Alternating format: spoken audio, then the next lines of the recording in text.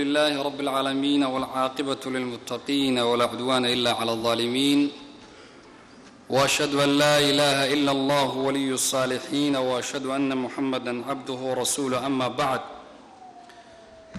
إن شاء الله تعالى مقارنة أيها وحنكو سمين الناس بربردك هدي الله إدمو سيدو ولالكو الشيغي قف بارئة يقف عاقة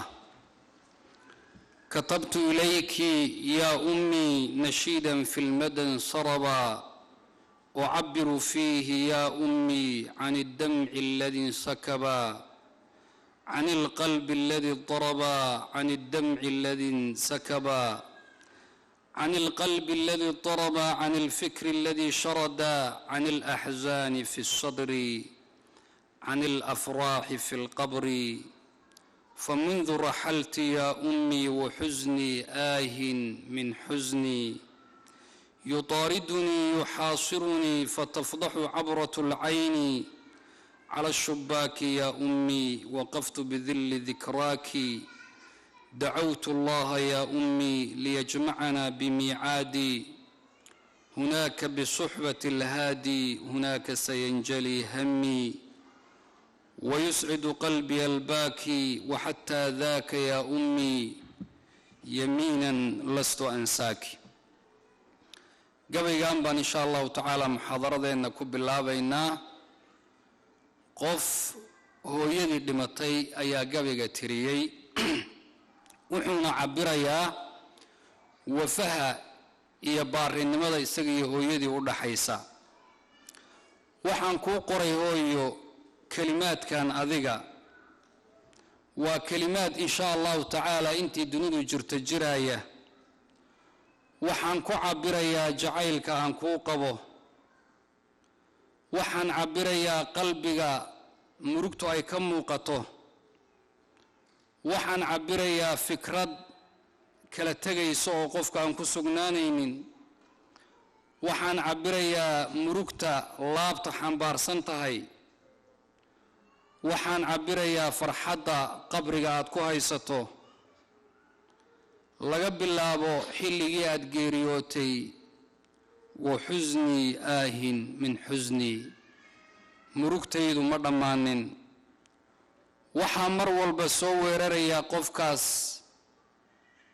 wax la yidhaahdo murugtii baa soo weerari waxaana fadeexadayn oo sheegaysa inay muruga hayso indhaha oo ilin ay ka imaanayso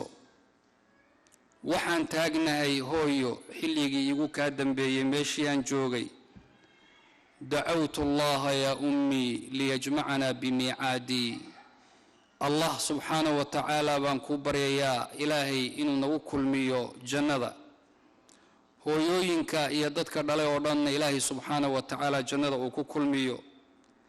jamaacada rasuulka iyo shuhadada iyo saalixiinta suxbadooda inagoo la jirna wuxuu qalbigaygu sacaadiya liibaan heli lahaa xilligaas haddii taa la arko waxataa daaka yaa ummii yamiinan lastu ansaaki ballantu waxaa weeye in hooyo baari loo noqdo oon marna aana ku noqonin caasi in shaa allahu tacaala maxaan hooyo kuu hadiyeynaa yaa xubban taqalqala fii wujdin wa cumqin jacayl tiro badan oo ku jira qalbiga gudihiisa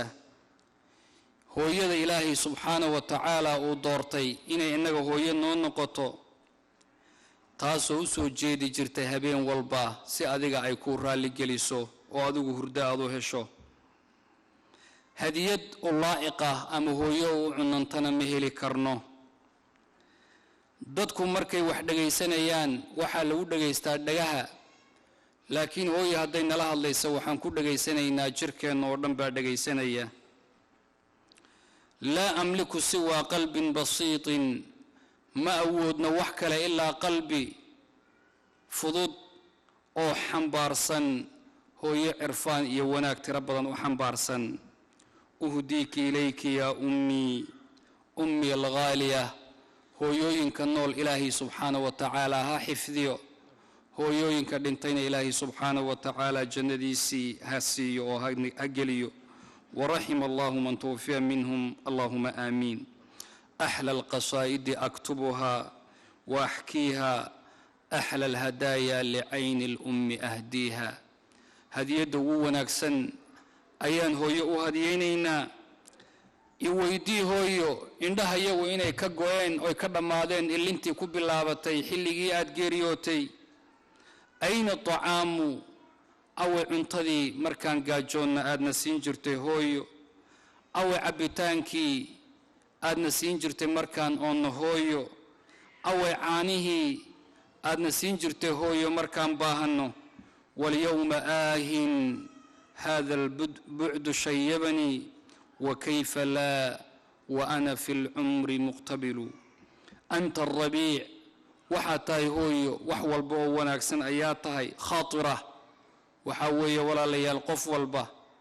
وإن الضري محل وغفر حد بدنيهي مركاد هوي كفور رسطود ربطين شمسه oo ilintaadu ay laabteeda ku dhacdo ood ka aragtay indhaheedu inay raalli ka yihiin أشعر باكتمال رجولتي حلقاس أيا وحان دريمينا ضدني مضيض إني رمى استرانتهي بين يديك كبرت هو يأذيك قعمها هورت هذا كسو ويناني بربارين هذا وحان كسو جرني قلبي قاقي دير رنابان كسو جرني وحان كسو جرني ربطادي وناك سنيد بدن وهين جرتي وحان كسو بربارني حنانك هو يوحى إن السيني سايان كسو بربارني أحبتي بالإسلام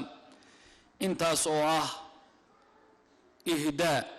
أما هديد هو يلو علينا يكذب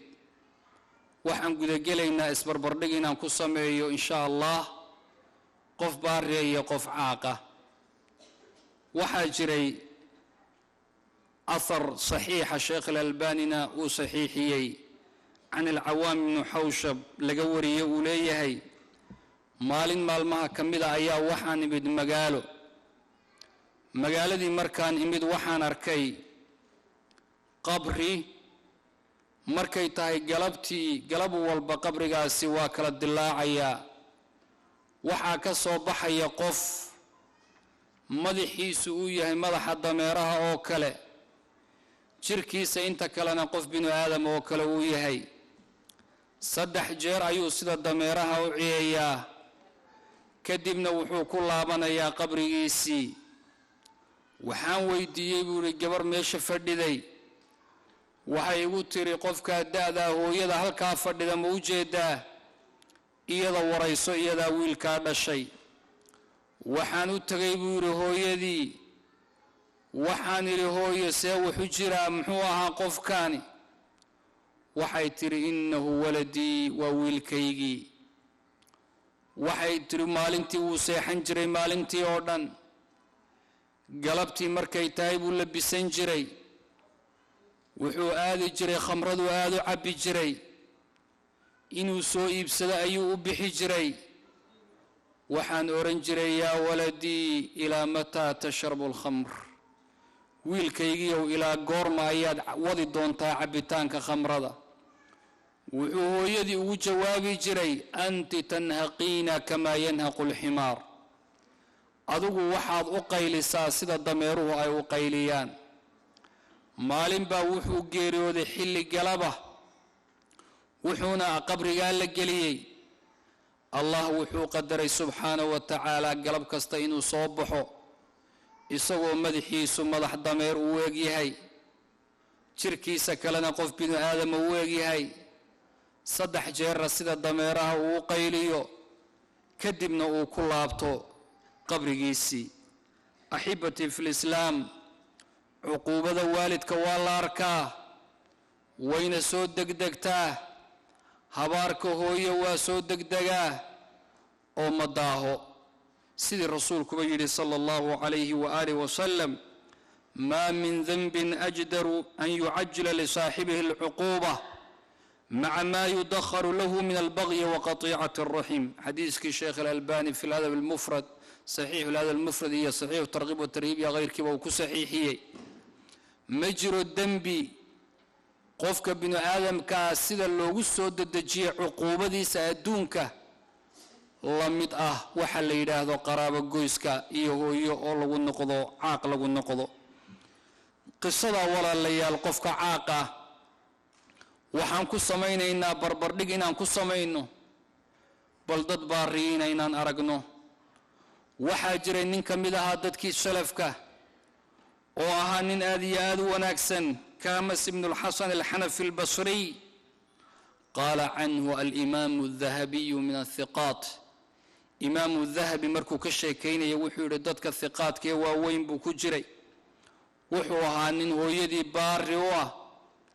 محا دعي ولا ليال مال مها كميدا وحا دعي إن او أركي وحا ليدادو عقرب أما دبق الله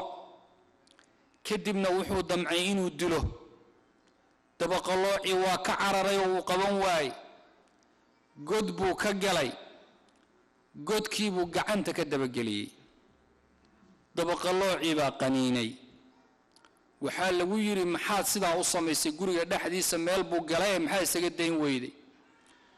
محوكو جوابي ولا ليال وحو يري وحان كبقي إنه عقرب كان دبق الله عصوبحه oo intaan waayo hooyaday uu qaniino taasa waxay uga sahlanaatay si aynu hooyadii u badbaado inuu isagu gacantiisa u dhigo oo gacantiisa uu qaniino ku ogaado meeshuu ku jiro halkaana ku ilaaliyo gacanta ku haya caawada ahibati fil islam dadkii salafka sidaas ay ahaayeen dad waxay ahaayeen waalidka baari u ah dad waxay ahaayeen janno ilaahay ku raadinaya dad waxay ahaayeen naar alla kaga fogaanaya balan aragno laba wiil oo walaala ah oo labaduba ay hooyadood baari u yihiin oo ay isku haystaan qadiyad iyo umuur arrin bay isku haystaan ilaa arrinta maxkamadda loo soo rafciyo la keeno maxaad u malayn inay isku haystaan labada wiil waxay isku hayaan qofkii hooyada gacanta ku qaban lahaa oo isagu ricaayayn lahaa oo gurigiisa ay joogi lahayd waxa hooyada hayay markii hore nin la yiraahdo Xaysaan ninkaas waxa dhacday wax badan buu hooyadii gacanta ku hayay baarina wuu ahaa markii uu weynaaday oo daadiisu aad u weynaatay reerna ma lahayn ee duq isagii noqday hooyana aad garan karto inay ka sii weyn tahay wax badan ayaa waxa yimid walaalkii oo ka yar oo isagu reer leh wuxuu ku qabsaday hooyadii wuxuuna yiri adigu maanta waad weynaatay adiga daa hooyo aniga gacanta ku qabanaya anigana ricaayaynaya aniga faraha iga qaad Xaysaan wuxuu yiri aniga gacanta ku haynaya ku dhiibi maayo hooyo arintii bay isku qabsadeen maxkamadda la isla soo aaday maxkamadda markii la yimid hooyo daadeedu waa weyntahay hilibkeedii waa dhamaaday jirkeedii waa yaraaday xididdaheedii way soo laabteen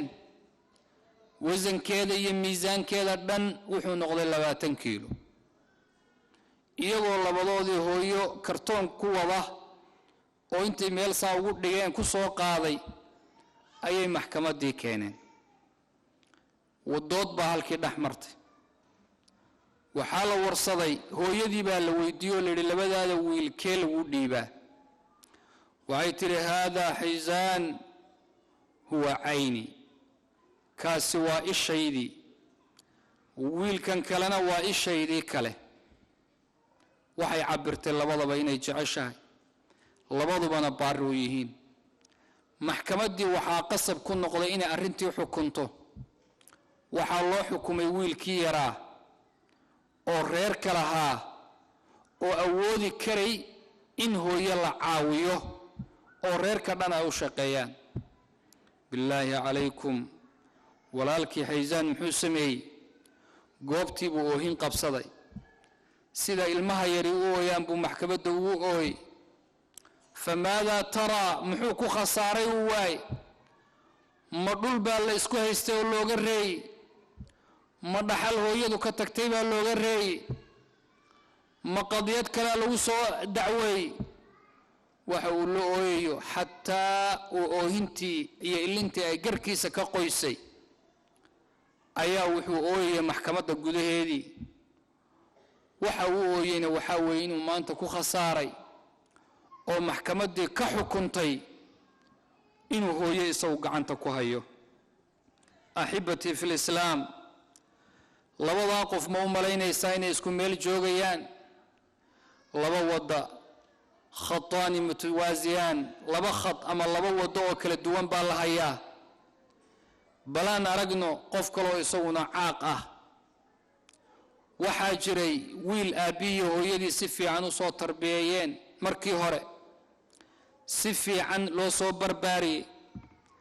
أبيه واجريودي حول بدن إلهي سبحانه وتعالى باسية حوله سجايا وهري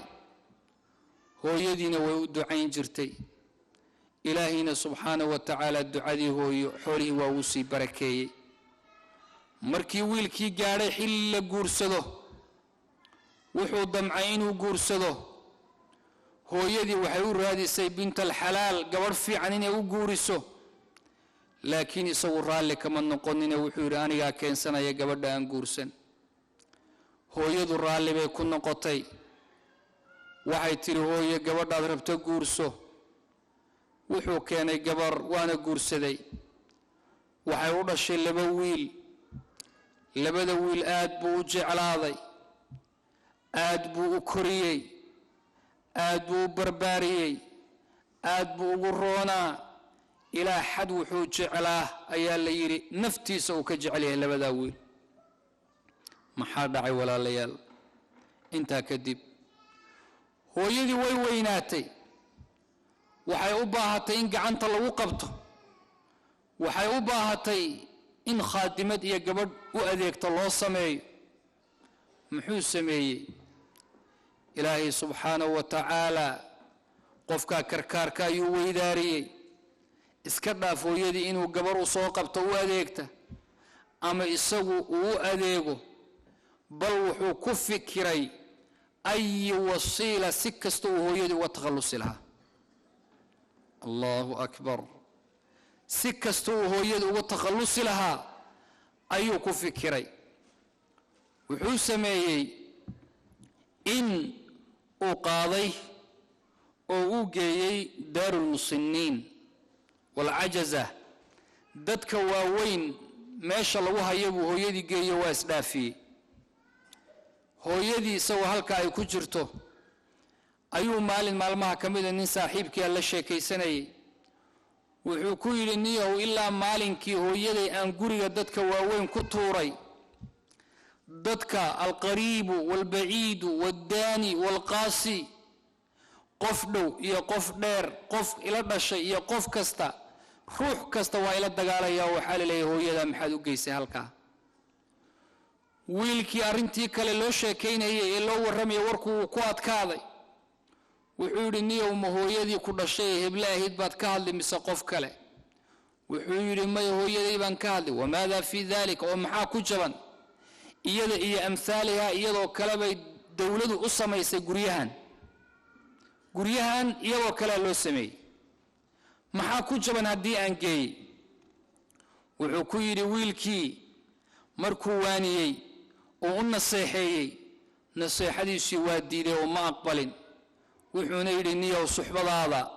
adoo kale in lagu la saaxiibo caarun ceeb bay ugu tahay buruuna iskaga tagay maxaa dhacay thumma hada ba'da hada ahibati fi alislam inta kadib maxaa dhacay ninkii hooyadii way xanuunsatay gurigii daarul musinniina dadka waaweyn bay ku sii xanuunsatay kadibna waxaa loo qaaday ila almustashfa isbitaalka ayaa loo qaaday isbitaalka markii la geeyay la ahad yazuruha qof ku soo booqanaya male awlaadiisi ilmihiisa oran jiray aabo mad hooyada soo booqatid oo du tagtid waligi ma soo ziyaaranin oo ma iimaan wuxuu ogaaday in hooyadii sakaraatul mawdku uu hayo ay xanuunsan tahay oo aad iyo aad kii u dambeeyay oo xanuunsan tahay isagoo qof ka warqaba jirin faj'atan ayuu waddankiiba iskaga tegay si uu uga maqnaado meeshay ku dhimanayso markuu ka war helay walaalayaal in hooyadii ay geeriyootay oo ay dhimatay ayuu waddankii ku soo laabtay laakiin wuu soo laabtay isaga oo goosanaya mirihii uu beeray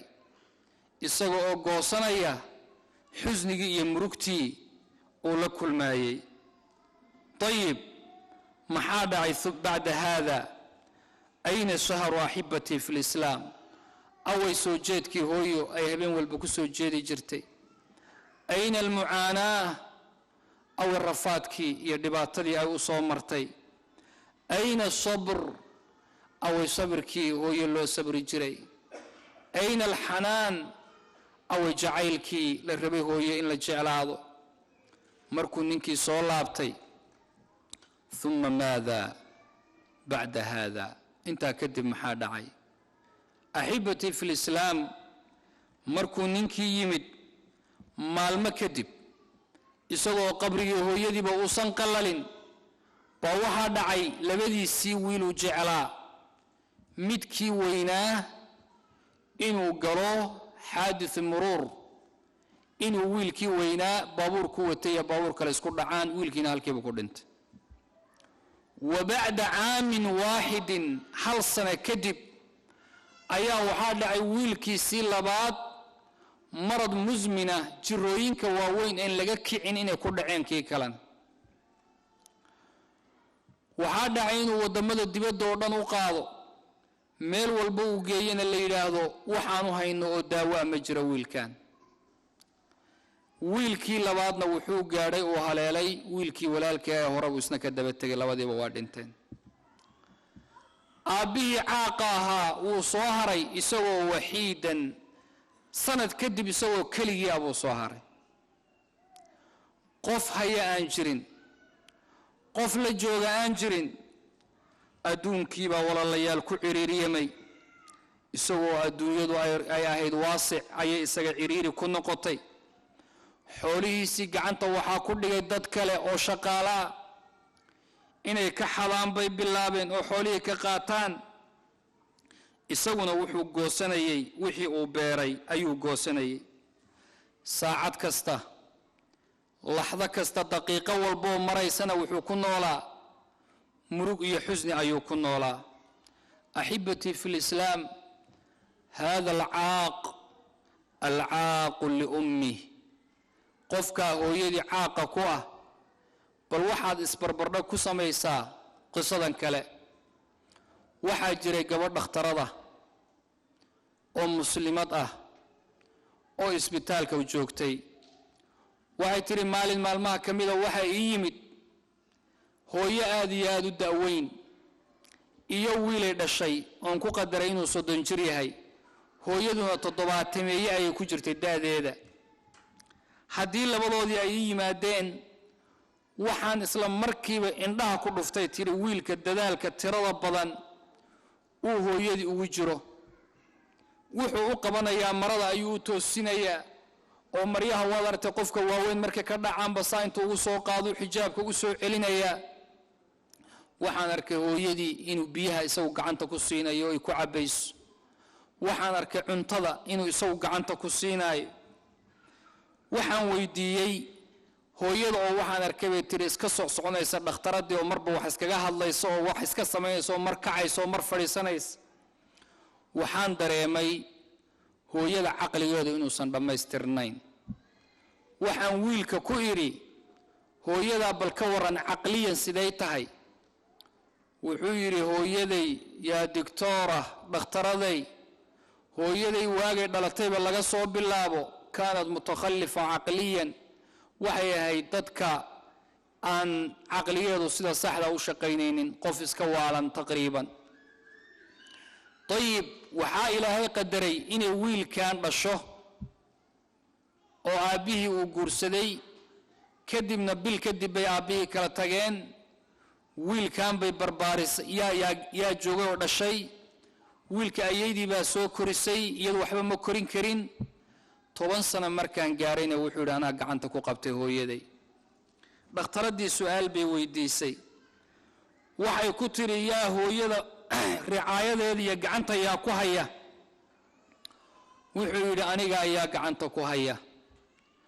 waxay weydiisay dhakhtaradii dabcan adaa gacanta ku haya laakiin nadaafadda hooyada yaa og yaa musqusha geeya yaa dharka u dhaqa yaa ka warqaba waxaan iri buuri wiilkii ku yiri qultu laka ya diktoora dabcan aniga ayaa gacanta ku haya hooyaday musqusha ayaan geeya waa u soo qabeeyaa biyuhu u siiyaa dharka ayuu u xiraa kii wasakhoobay qasaaladan ugu ridaa hooyaday aniga ayaa gacanta ku haya ayuu yiri waxaan fiiriyay bay tiri faraheeda iyo cidiyaheeda waxaan arkay inay nadiif yihiin oo cidiyihii hadda laga guray waxaan idhi yaa sidan sameeyey wuxuu yidhi dabcan aniga ayaa sidan sameeyey u fiirsada walaalayaal su-aasha dhakhtaradaasi wiilka weydiisay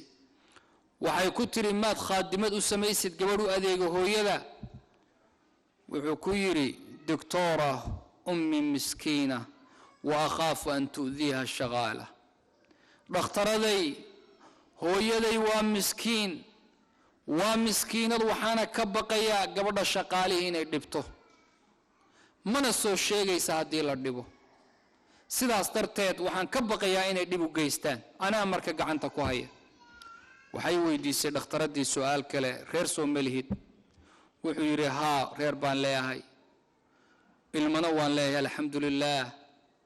waxay tiri xaaskaaga ma u dhiibtay hooye marka iyadoo ha raacayso maal gacantaa ku qabatee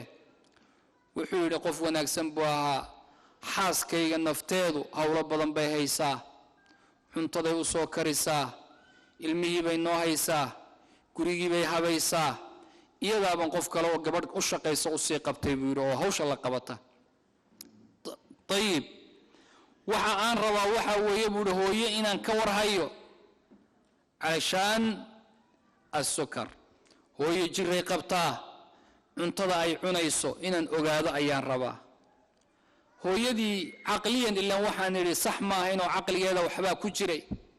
wiilkeedii su'aal bay weydiisay waa su'aal iska carruurta oo kale waxay tidhi wiilkaygiiyow goormad bataadi sii soo gadaysaa waa baradho iyo waxyaabaha lamida wuxuu yidhi hooyo markaan inta ka baxnaan kuu gadi doonaa aan ku geyn doonaa meesha laga iibsado khudaarta farxad bay la faraxday hooyadii wuxuu saasuu u fiiriyey wallaahi wuxuu yidhi hooyadaysee u farxayso sida aan ugu farxayo ilmahayga saan ugu farxay si ka badan baan hooyada farxaddeeda ugu farxayaa wuxuu ahaa walaalayaal wiil baari waa dhakhtaradii way awoodi weyday inay hadalka sii wado waxaanay soo weeraray bay tidhi inay ilintii iga timaado waxaan hore ugu qoray dawadii waxaanan idhi orod dawada u soo iibi gabadhii neeriska ahayd baan u yeeray tidhi waxaan idhi waxoogaa waxaa u baahnay inaan yar nastay albaabka ii xir waxay samaysay bakaytu min kulli qalbii waxaan u ooyey bay tiri inta awoodayda markaa albaabka markii la ii xiray inta awoodda ayay u ooyday axibatii fi lislaam hada alibnu albaar oo jannada in sha allahu tacaala ku gelaya baarinimadiisa oo tii ay ku galeen dad badan jannada rasuulkuna markhaati iyo shahaado uga noqday bal waxaad isbarbardhig ku samaysaa midkan kaloo isaguna caaqa ah oo hooyadii caaqa ku noqday axibatii fi lislaam ninbaa hooyadii qisadan waxaa warinaysa gabadh daris la ahayd hooyada guriga ayay joogtay gabadhan iyadiyo ninkeeda iyo ilmaheeda gurigooda waxaa daris la ahaa dhul aan waxba ka dhisnayn ilaa hal qol baa ka dhisnaa waxay tiri hooyadan warramaysa gabadhan waxaan arkay fiidkiiba laga bilaabo qolkii cidlada ahaa rag badan oo marna soo gelaya marna ka baxaya haddii aan sii fiiriyeyna hawshu waa sii badatay waan ka shakiyey habeenkii oo dhan bay soo jeeday ilaa saacaddu 2 habeennimo ay ka gaadho markii dambe markaan baqay waxaan u yeeray ayay tiri ninkaygii iyo wiilkeedii weynaa bay tiri bal arrintan ka war doona haddii la aaday waxaa warku noqdoo la keenay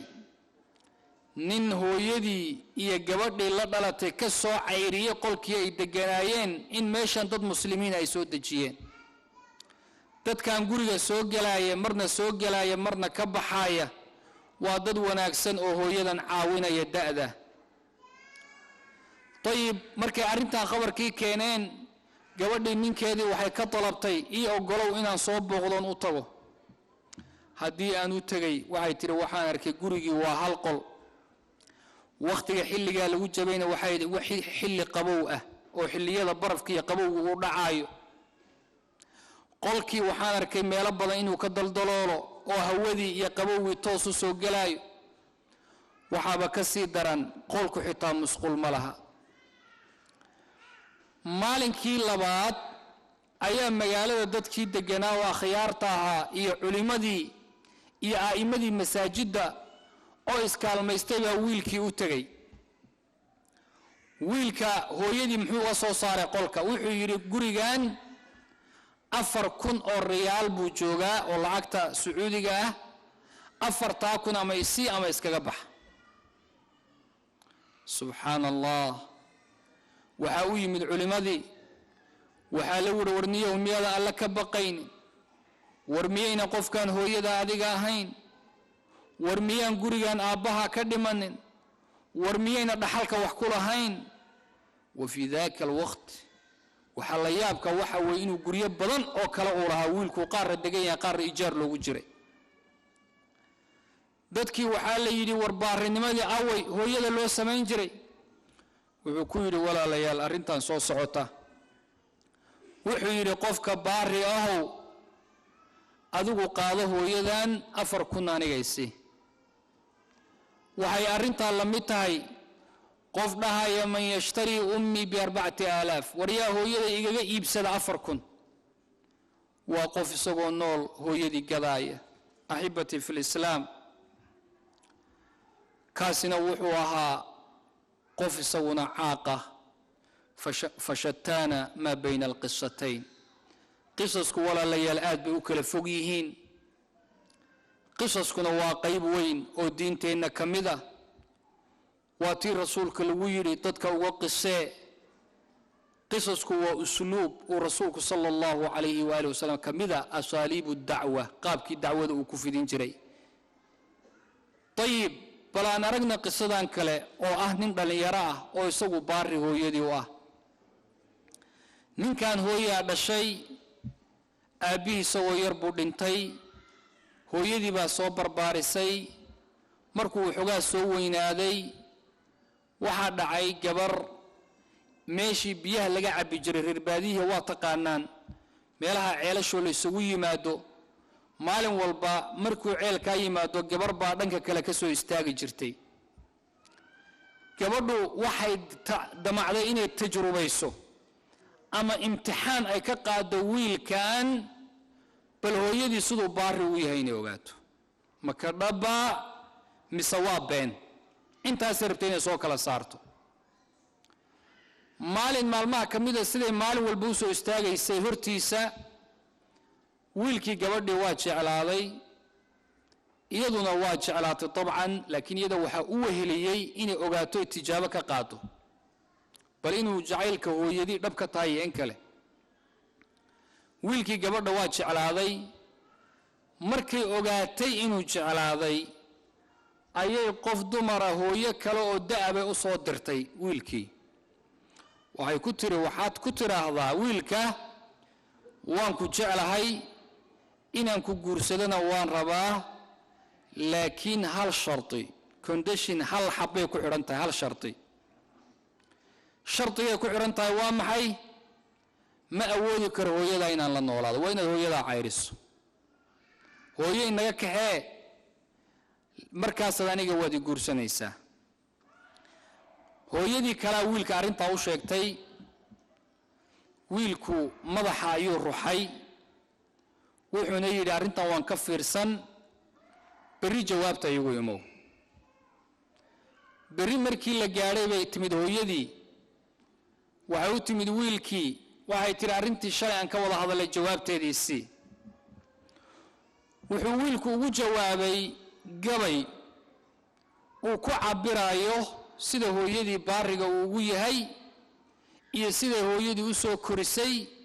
iyo dhibaatada ay u soo martay iyo inayna suuragal ka ahayn inuu hooyadii ka tago oo meel kale uu ku noolaado hooyadii kale ee loo diray wiilka oo gabaygii wadaa timid laakiin aad iyo aad uga niyad xun oo gabadhu inay warkan ayna ku farxaynin u malaynays gabadhii baa loo keenay gabaygii baa lagu dul aqriyay markii lagu aqriyay gabadhii waxay ku jawaabtay hada ma uriid arintani waa wixii aan rabay sidaan wiilka ka rabay sidaan bay ahayd wa tazawwajat wayna guursatay wa asbahat hiya allati taqumu bi ri'ayati ummi wiilkii sidii bay ku guursatay iyadaana hooyadii gacanta ku qabatay waxayna ogaatay inuu wiilka hooyadii baariga sidaa u ah waxa uu ilaalinayana wanaagaas ay tahay iyadana inuusan haleynaynin ballan ay galeenna uusan uga baxaynin sidaasina gabadhii ku guursatay ahibati fil islaam fi xiin iyadoo dareemayso dad badan oo haddii labada ruux ee isjecel uu midka kale u soo jeediyo waalidka inaga kaxee laga yaabo inuu qofkaasi yeeli lahaa si uu qofkaasi isagu uga tagin laakiin wanaagu meeshu ku jiro waad u jeedaa way ka duwanta أحبتي في الإسلام وأمي حين تلقاني وتدفئني بأحضاني وتدني صدرها الحاني أودع كل أحزاني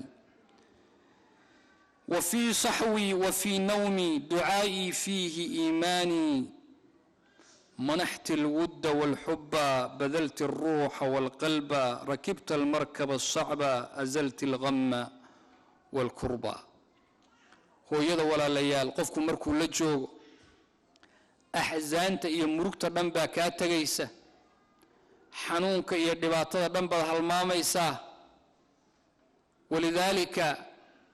ayaa qofku waxa uu dareemayay sacaadada iyo raaxada gogol wanaagsan iyo sariir la goglay oo aad iyo aad loo habeeyay waxa kaaga farxad badani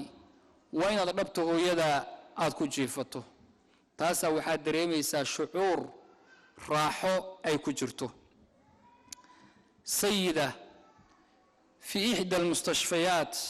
as-sacuudiyya balan aragno wiilkaas kaligii hooyadu ay dhashay bal u fiirsada walaalayaal ee sidaad aragteen baariga uu ahaa ee hooyadii gacanta ku hayay ee diiday inuu habeen ka maqnaado iyo hooyo kale oo 7 caruur dhashay 4 wiil iyo 3 gabdhood oo 7diiba ay ka tageen iyadoo kaligeedana soo hadhay isbitaalada Sacuudiga mid kamida ayay hooyadani ku jirtay waxay ku noolayd aalaaman wa xazaanan murug tira badan bay ku noolayd waxa uu timid gabar mudiicada oo ka socota tiifiga si ay iyadoo bal hooyada waraysi uga qaado waxay arinteedu arin la wada og yahay oo dadkoo dhan ka wada warqabaan hooyada dhibaatada iyo rafaadka haysta gabadhii markay u timid ay rabtay inay waraysiga ka qaado hooyadii waa faraxday iyadoo faraxsan bay soo kacday oo waliba qoslaysa markay u soo dhawaatay gabadhii rabtay inay waraysiga ka qaadana farxadii gadaal bay u laabatay ilin bayna ku soo bedesho ilin baa ka timid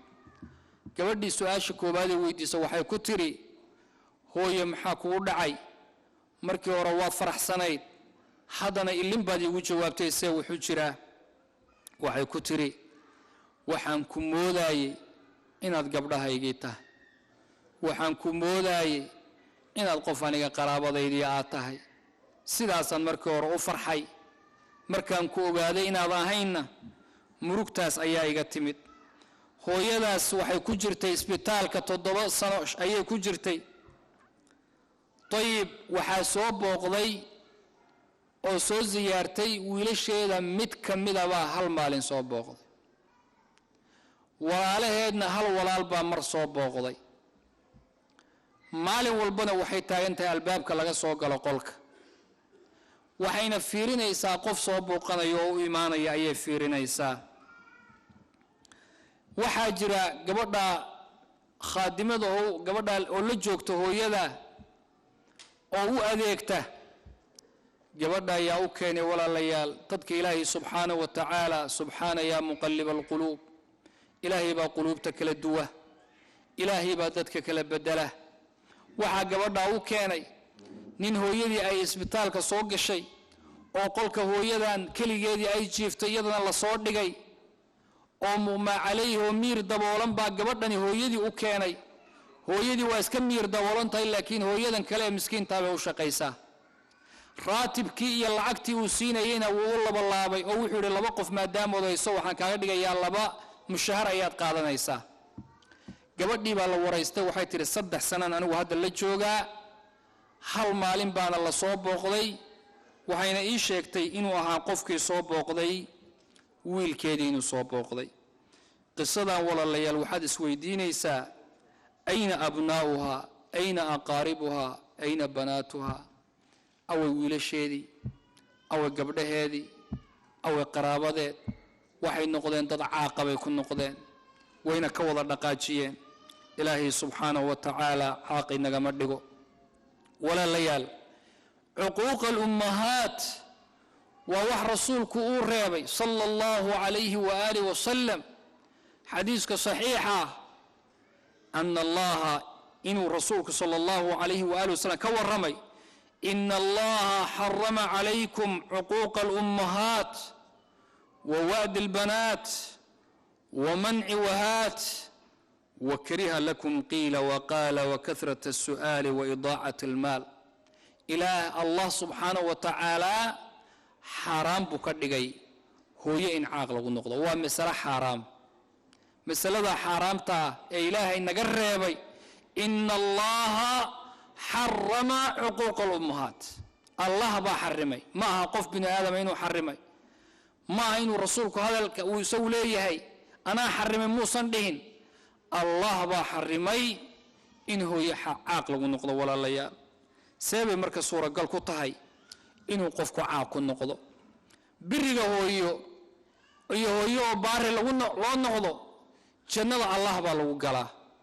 بلان أرقنا حارثة بن النعمان روى البخاري من حديث أنس بن مالك ربيع بنت نضر قبل لورنجري وعمة أنس أهيد أيا رسول كوتم صلى الله عليه وآله وسلم وعي كتري يا نبي الله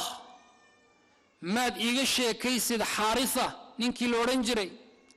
حارثة سهمي اللي باكو دعي مالنتي ديالكي بدر كاسونا ودنتي. وعي تري حارثة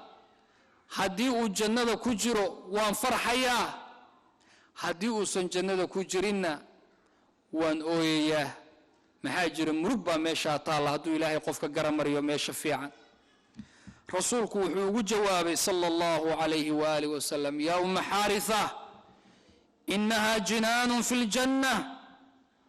wa ina bnaka asaaba alfirdows alaclaa. janno keliya maaha bal jannooyin baa yaalla, wiilkaaguna jannada u sarraysuu ku jiraa, jannada ugu sarraysa ayuu ku jiraa. hada arajul awsalahu biruhu ila aljanna. waxaa jannada gaadhsiiyey walaalayaal oo jannada geeyey birigii uu ahaa hooyadii ayaa jannada geeyey. caaisha radia allahu canha baa waxay leedahay rasuulka sala allahu calayhi waaalih wasalam baa wuxuu yidhi, baynamaa ana aduuru fi ljanna, anigoo jannada maalin maalmaha ka mida dhex wareegaya oo dhex socda ayaa waxaan maqlay sawta qaari'in, qof qur'aan ka aqrinaya jannada dhexdeeda ayaan maqlay. waxaan idhi faqultu man haada, waa kuma qofka qur'aanka ka aqrinaya jannada? faqaaluu xaaritha binu nucmaan, waa nin la yidhaahda xaaritha ninka qur'aanka jannada ka dhex aqrinaya. rasuulku wuxuu yidhi sala allahu calayhi waaalih wasalam, kadalikum lbiru kadalikum lbiru kadalikum lbiru waxaaritha kaana baaran biummih. biriga ayaa halkaa lagu gaadhaa, baarinimaa jannada lagu galaa, baarinimaa jannada lagu galaa.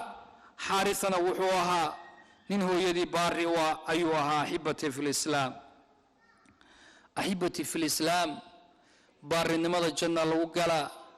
caaqnimadana naar baa lagu galaa. balan aragno ninkan caaqa ah oo hooyadii caaqa ku noqday.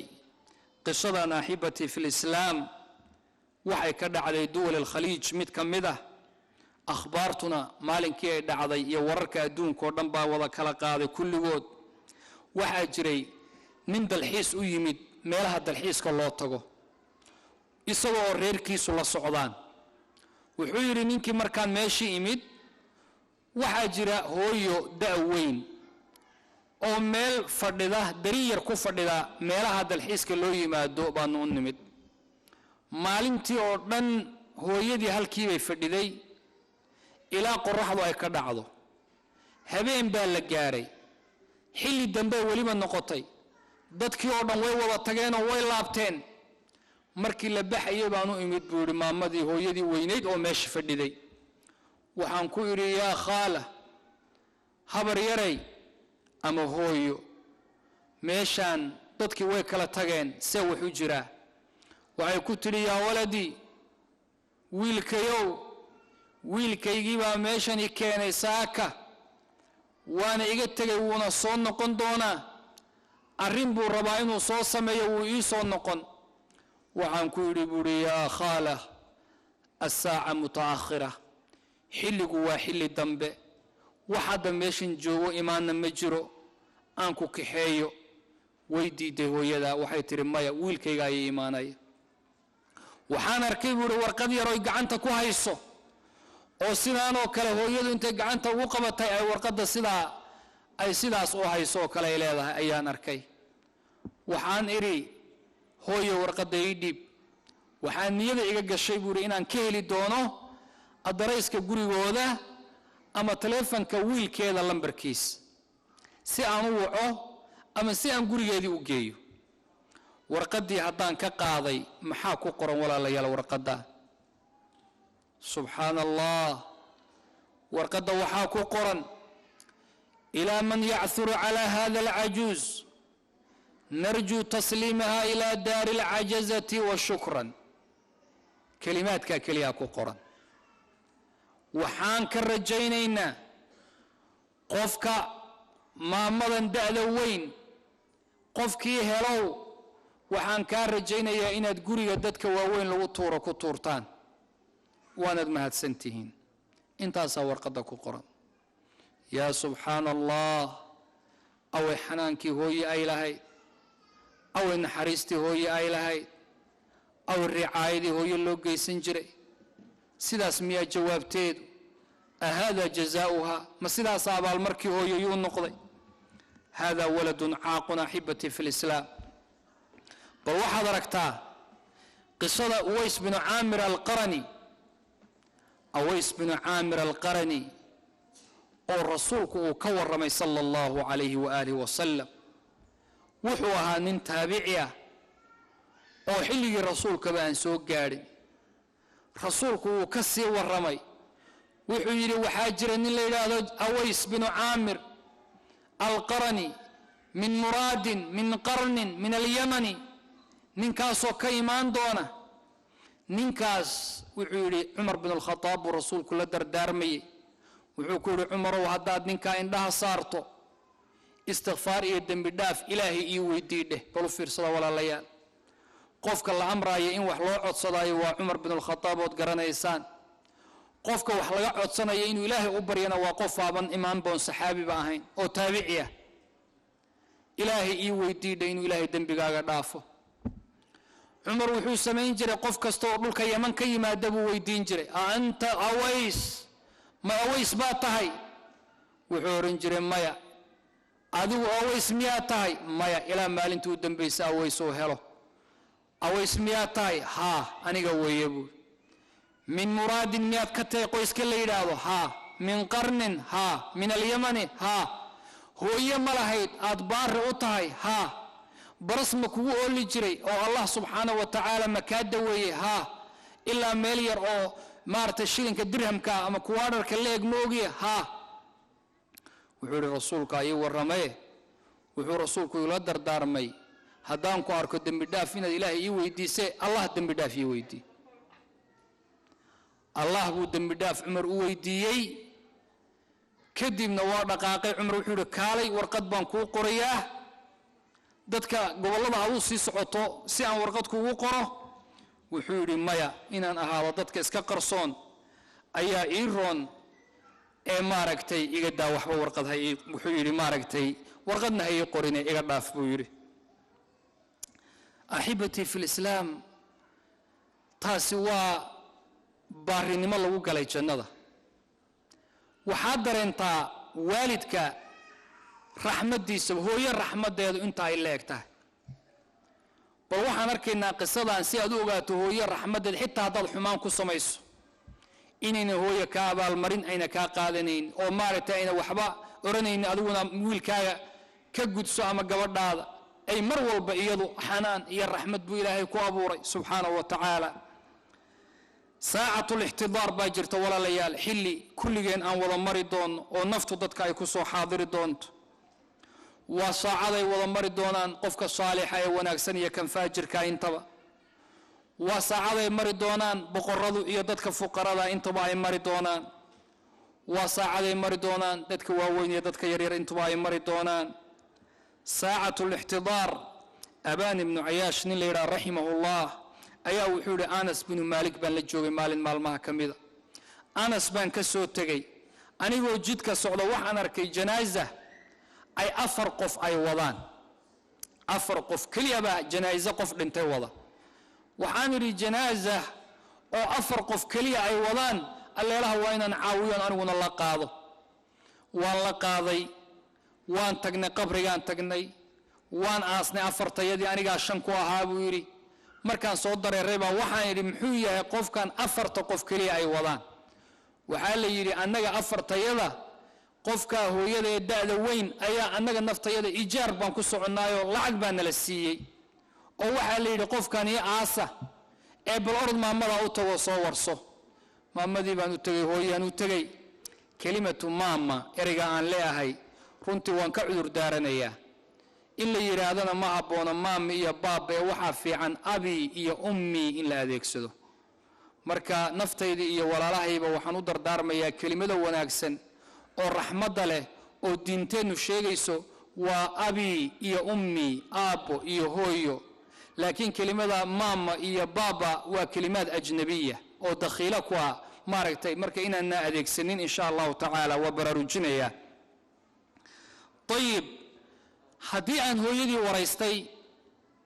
waxay tiri wiilkan waa wiilkaygii caaqbu ahaa markuu geeriyoonayay ayaa wiilku wuxuu cilmi u lahaa wuxuu yiri hooyo dadka hay ii sheegin oo dadku way lacnadayaan hadaan dhinto ummadda hay ii sheegin waxa kale oo sameeysa markaan dhimanayo wuxuu yiri dhabanka halka luqunta cagta iga saar inta halka iga istaagto waxa tiraahdaa hada jazaa'u man asa waliday kani waa abaal markii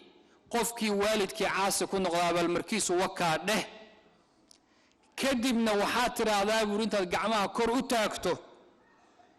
ii ducee oo waxaa tiraahdaa allahumma inni qad amsaytu raadiyatan anhu farda anhu aduguna dheh allah yow anigu raali anigoo ka abu gabalku maanta ii dhacay ee aduguna raali ka noqo dheh intaa kaliya ii dheh buur hooyadii raxmad baad ku taqiinay naxariis baad ku taqiinay wiilkii caasiga ahaa waxay samaysay wixii uu yiri oo dhan inay samayso kadibna intii ay aqrido waxay tiri hooyadii soo wiilkan ay u sheekeynayso abaan ibn ayaash ayaa wuxuu yiri way qosashay hooyadii waxaan yiri hooyo maxaa ku qoslaysaa waxay tiri wiilkaygii baan xalay ku arkay riyo waxaan arkay wiilkaygii oo qoslaya bal fiirsada wiilkaygii oo qoslayaan arkay waxaan ku yiri hooyo maxaa ku qoslaysaa wuxuu yiri laqiitu rabban kariiman rahiiman ghayra ghadbana bid'awatika li ya ummi hooyo waxaan la kulmay allah rabbi kariima oo naxariis badan oo deeq badan oon ii caroonin adiga ducadaadi darteed ayaana ilaahay waxa igu siiyey marka hooyada walaalayaal raxmadeedu waa sidaa in sha allahu tacaala dacwadeedana ha la iska ilaaliyo habaarkeedana waa la helaa siduu rasuulkuba ku tilmaamay sala allahu calayhi waaalihi wasalam saddex dacwo iyo saddex habaar intuba waa dhacaan yuri rasuulku sala allahu calayhi waaalihi wasalam waxaa ka mida dacwatu lmadluum qofka la dulmiyey dacwadiisaa ka mida waxaa ka mida dacwatu lmusaafir qofka safarka iyo ducadiisaa ka mida ama maaragtay iyadana waa la helaa waxaa ka mida waalidka habaarkiisa iyo ducadiisa intaba waa la helaa iyadana jurayj iyadoo ku dhacay habaarkii hooyadiina xadiiskii saxiixa waad xusuusataan hooyadii isagoo salaad ku jira intay u timid inay ku tiri ma yaa jurayj oo uu ka fikiray ma salaadaad wadataa mise hooyaad u jawaabtaa kadibna salaada iska watay markii uusan u jawaabinna hooyadu waxay ku tidhi laa amaataka allah waxay ku tidhi wiilkaygiiyow ilaahay kuma dilo ilaa dumarka jirkooda ka ganacsada aad fiiriso nin cibaadaystuu ahaa wiilkii haddii qisada waan soo koobayaa waqti ma haysto haddii ay qisadii uu soo maray oo la soo qabtay oo boqorkii soo qabtay waxaa la soo mariyey dumarkii jirkooda ka ganacsanayay baa isagoo socdo la soo agmariyey wuu qoslay ninkii boqorkaabaa wuxuu yidhi maxaa ku qoslaysay markaad meesha soo gaadhay wuxuu yidhi waxaan ku qoslayay amran caraftu arrin anigu aan garan baan ku qoslay adrakatnii dacwatu ummii hooyadii habaarkeedii baa igu dhacay hooyadii habaarkeedii ayaa igu dhacay intay ku habaartayna wuxuu ahaa dumarkaa ha dhimanin adoon arag wejigooda dumarkiina wuu arkay nin cibaadaystoon ka soo bixin sowmacadiisa ayuuna ahaa xilliga axibatii fi lislaam in sha allahu tacaala waqtigu waa iga dhammaaday waxaan dhowr arrimood baan rabaa inaan naftayda iyo tiinaba u sheego waxaan baari ku noqon lahayn maxaa ka mida hooyo inaan baari u noqonnaan rabnaa waxaa ka mida hooyo kula hadal si ixtiraam uu ku jiro hana ku oranin kelimooyinka xunxun sida kelimada uf oo kale iyo qur-aanka inaga reebay ha guulguulin hooyo waalidkaaga ateec oo wixii ay kuu dirsadaan samee oo ka dambee hadduusan macsiyo ilaahay ahayn hadalka u jilci indhaha iyo wejiga ha u kaduudin indhahana hooyo ha ku taagin oo sida adigoo ilmo yar fiirinaya ha u fiirinin sumcadda waalidka ilaali waxaad ka shaqaysaa mar walba hooyada wixii khidmadeeda iyo adeegeeda ka shaqee xitaa haddii ayna kaa dalbinna inaad ka shaqayso waa lagama maarmaan waxaad jeclaataa inaad maaragtay magacooda ugu yeerto oo sidaan hadda dhahaynay hooyo iyo aabbo aad tidhaahdo oo kelimaadka maama iyo baabba oo kale aadan adeegsanin ee kelimooyinka wanaagsan aad adeegsato waxaa lagama maarmaan ah inaadan hadallo kulkulul aadan u adeegsanin ha la doodin hadalka ay yidhaahdaanna isla markaaba khalad ha ku xukminin u raadi hooyo iyo aabbo cudurdaar badan u raadi u maaragtay haddaad aragto hooyo oo soo socota u istaag oo ka shumi madaxa iyo gacanta iyo lugaha intaba ka shumi hooyada caawi mar walba caawi safar ha iska aadin adigoon amar ka haysanin ha u soo gelin adigoon maaragtay xilli ay ama hurudo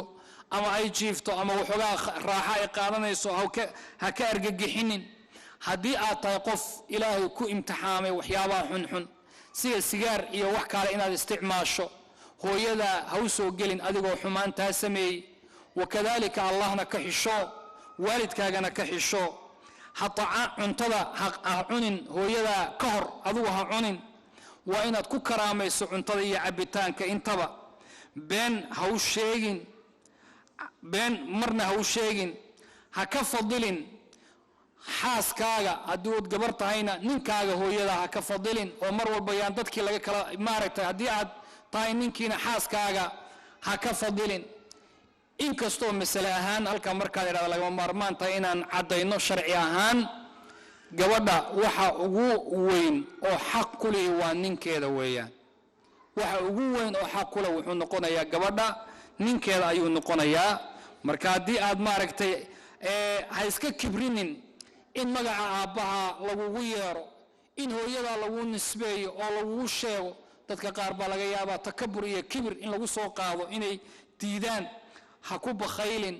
وهويدا بخيل ها كن قنن وين قعنتاض أفراتو زيارة إيا بوقشة كبدي هدية مر والبؤوكين تدككو وحق لوحاوية هويدا درجوين كدبنا آبها يا سوق ليا بوسكا كدكتونو إناد نقطة قف عاقة كدكتونو إناد عرقليسو كدكتونو إناد مارت وحدبي آد مرنا بسميسو طيب هدي آتاي قف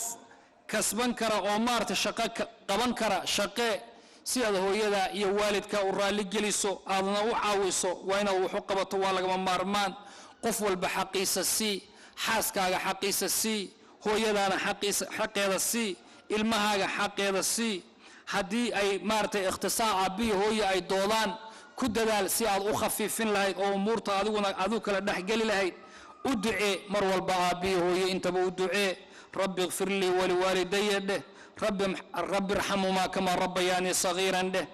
u samee haddii aad wadamada oo kale aad joogto shaqaynayso gacantaada wax ku jiro bangi hooyo u fur kadibna wax iyadoo ay iska leedahay inaad ugu rido waa lagama maarmaan haddii aad safar aad rabto qofka ugu dambeeyo ishaadu ay qabanayso hooyo ha noqdo qofka u dambeeyood maca salaameynayso hooyo ha noqdo safar haddaad ka timaadana qofka ugu horeeyo ood soo qaabishaay hooyo ha noqdo ha soconin waalidkaaga xaggiisa hore lama socdo waxaa weeye ama gadaal ka mar ama dhinacooda soo ixtiraamku sidaa weey lugaha markaad fadhidaan ha ku fidinin oo ha ku taagin lugaha xaggooda ha u soo taagin haddii aad aragto labadaada waalid mid ka mid oo wax culus wadana u degdeg si aad waxaas uga qaadi lahayd hadalkooda si fiican u dhagayso hadalka markay warramayaanna ha ka kala goynin codkaagana mar walba hoos ahaado